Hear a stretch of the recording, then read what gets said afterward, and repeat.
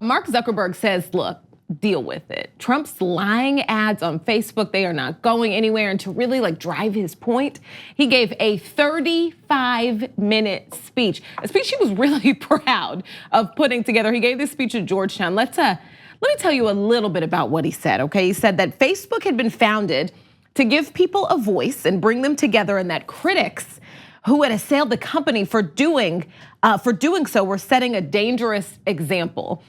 But before we even go any further, wasn't Facebook, is it the word that Facebook was created to rate women in college? Facebook, according to a documentary I saw called The Social Network by Aaron Sorkin, yes, that was what it was for. Yeah. But isn't that more communication? It is giving a voice. I feel like otherwise it would just be a lot of 4 guys going like this and then saying 7.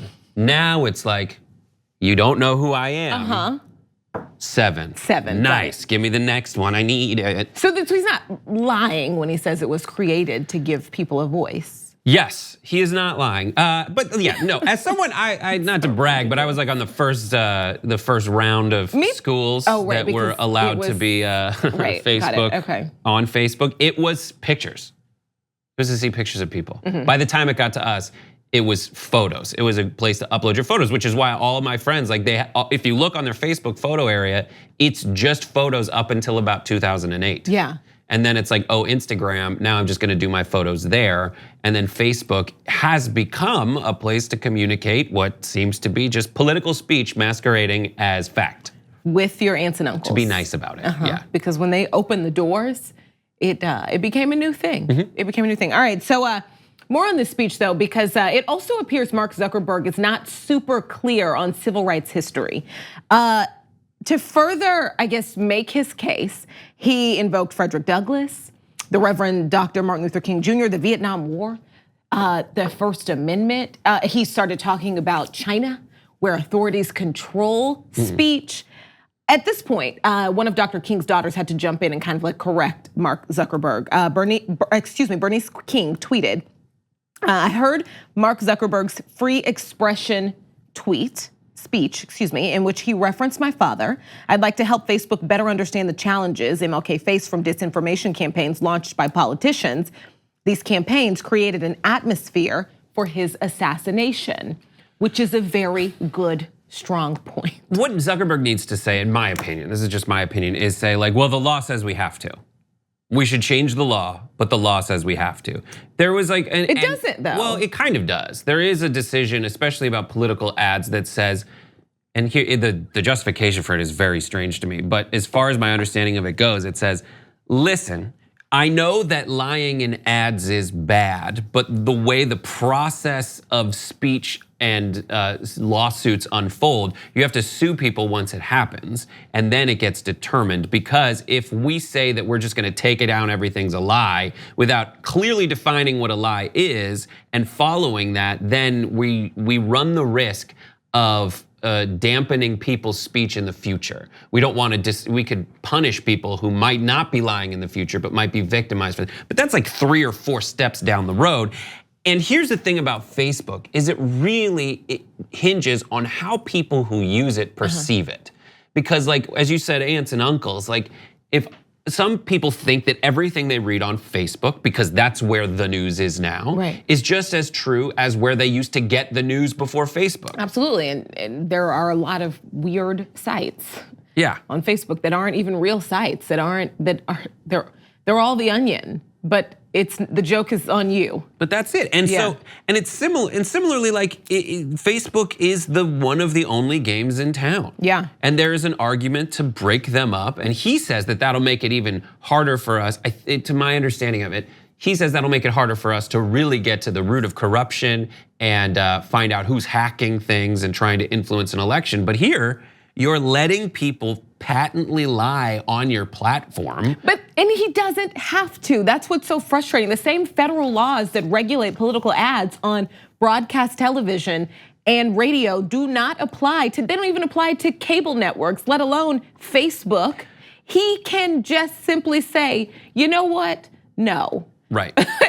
Right, but and it seems like they want, it's just so frustrating. Also, the wording of the policy that they changed it to didn't seem like it held up anyway. There were things in ads that were disproven essentially by, they were more or less disproven by like the facts that the very same mechanisms by which he said things needed to be disproven. But he still left things up there because it's just a way of trying to maintain this legal footing as a platform rather than like essentially a broadcast network that kind of curates what's gonna be on its air. Yeah.